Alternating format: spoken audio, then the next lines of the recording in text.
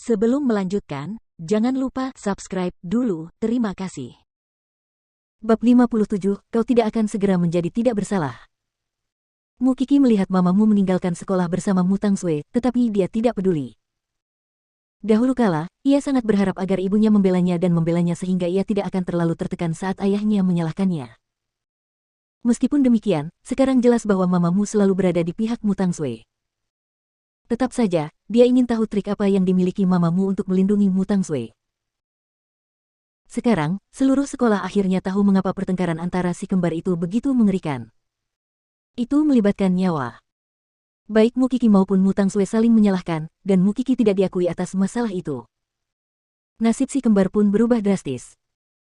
Saat istirahat, Qian-Qian yang sedang menatap Mu Qixi sambil meletakkan kepalanya di telapak tangannya, menggelengkan kepalanya. Dengan adik perempuanmu yang aneh itu dan kemampuannya berakting, tidak heran kaulah yang diusir. Itu masa lalu. Apakah aku terlihat seperti masih berusaha berkompromi dengannya sekarang? Mu Qixi mendengus dingin.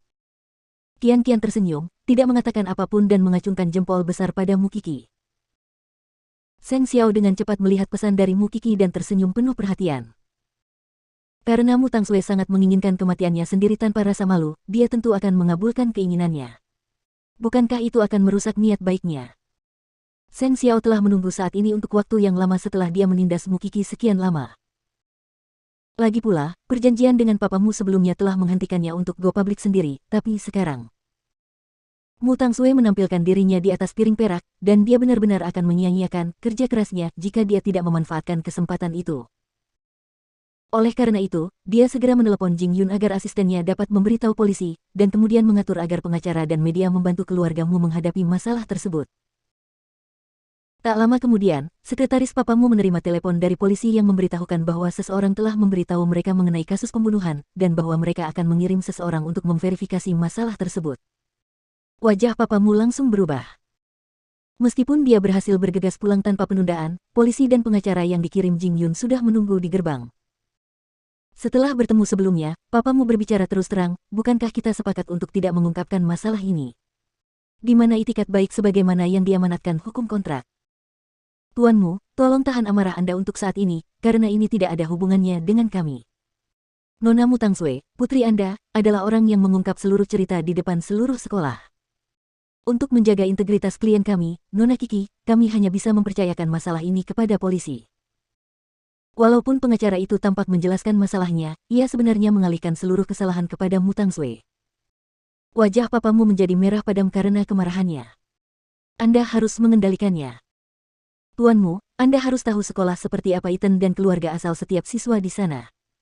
Apakah menurut Anda kita bisa merahasiakannya tanpa mengungkap rahasianya? Tanya pengacara itu. Kalau boleh jujur, putri Anda harus bertanggung jawab. Kami sama sekali tidak ingin melakukan perjalanan ini. Pengacara itu dengan cerdik membuang semua tanggung jawab. Sementara itu, papamu menahan amarahnya. Yang bisa ia pedulikan saat itu hanyalah agar berita itu tidak tersebar, dan agar Mu Si Plus tidak terseret ke dalam masalah ini. Dan di manakah orang kurang ajar itu sekarang? Sampai-sampai dia tidak menghiraukan kehati-hatiannya, beraninya dia seperti itu. Tak lama kemudian, polisi mulai mengajukan pertanyaan, dan papamu menjawab dengan singkat, tidak ada yang seperti itu terjadi. Itu semua hanya kata-kata pertengkaran kekanak-kanakan. Itu tidak akan berhasil. Bagaimana jika putri Anda mencoba mencoreng reputasi Nona Qixi di depan umum lagi? Pengacara itu membalas dengan tegas. Jika Anda tidak bekerja sama, tuanmu, satu-satunya hal yang dapat kami lakukan adalah memberi Anda surat panggilan. Dengan kata lain, pengacara tersebut mengatakan bahwa mereka akan tetap membawa kasus tersebut ke pengadilan, dan mereka tidak akan membiarkan masalah tersebut begitu saja. Dalam keadaan terdesak, papamu segera menelepon mamamu. Kamu di mana? Bawa pulang anak kecil itu dan biarkan dia melihat sendiri apa yang telah dilakukannya. Mamamu gemetar saat menerima telepon itu. Dia sedang membawa Mu Tangshui untuk bersembunyi di tempat kakekmu saat itu. Setelah pulang sekolah, Mu Qixi menaiki mobil Pak Tualin, dan begitu sampai di rumah, dia memeluk Su Zipei. Bibi Zipei. Anak manis, kau pasti dalam kesulitan. Su Zipei tak dapat menahan diri untuk tidak mendesah. Bolehkah aku keluar malam ini dengan kakak Xiao? Aku ingin tahu apa yang terjadi di keluargamu dan bagaimana keadaan Mu Tangshui. Mu Qixi memohon. Aku akan pulang sebelum jam 12 untuk merayakan ulang tahunmu. Aku sudah mendapatkan hadiahmu, bodoh. Ulang tahun hanyalah hari biasa, pergi saja. Su Zipei mengangguk. Dia tahu bahwa hanya Seng Xiao yang bisa membantu Mu Qi sekarang. Terima kasih, Bibi Zipei. Mu Qi kemudian menelepon Seng Xiao, memberitahunya bahwa dia akan pergi ke restoran berputar di dekat taman hiburan sendirian untuk menunggunya. Diamlah di sini dan tunggu di tempat yang hangat, atau aku akan menghukummu jika mendapati tanganmu sedingin es. Jawabnya, dan segera menyelesaikan pekerjaannya agar si kecil tidak merasa cemas. Mu Qi duduk di depan jendela kaca di dalam restoran berputar, memperhatikan biang lala di luar berputar. Tak lama kemudian, dia melihat sosok Seng Xiao juga. Tanpa sepatah kata pun, dia menggendongnya dan membawanya ke ruang VIP pribadi, lalu menutup pintu. Bukankah sudah kubilang untuk menunggu di tempat yang hangat? Aku ingin segera menemuimu. Mu Qi menjelaskan dengan cepat. Seng Xiao mengangkat dagunya dan mengisap manisnya bibirnya seperti kebiasaan sebelum mengeluarkan ponselnya, menunjukkan padanya semua yang telah terjadi di rumah keluargamu. Itu. Salah satu pengacara merekamnya. Jawab Seng Xiao. Mu Qi bersandar di dadanya dan menyaksikan seluruh percakapan antara pengacara dan papamu. Dari apa yang dapat dia lihat dari reaksinya, Mu Tangshui akan menderita. Jika tebakanku benar, keluargamu akan mengirim seseorang untuk meminta maaf padamu. Kau boleh mengajukan syarat apapun yang kau inginkan. Tidak, Mu Tangshui pasti akan menemukan cara untuk melarikan diri, jawab Mu Qi, yang cukup mengenal Mu Tangshui dan tahu bahwa akan selalu ada jalan keluar darinya.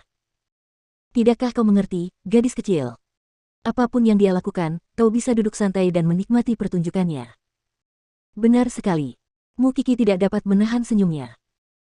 Xiao Xiao, bisakah aku benar-benar membuktikan ketidakbersalahanku jika aku terus menyelidiki masalah ini? Kau ingin bersikap polos, tapi disinilah kau, memeluk dan menciumku. Seng Xiao menurunkan ponselnya dan menatapnya dengan tatapan berbahaya. Sebenarnya, kau tidak akan segera menjadi polos. Mu Qi langsung mengerti maksud itu, dan tersipu. Kau selalu membuatku bingung, dia cemberut. Ini kekalahanku, dasar penjahat.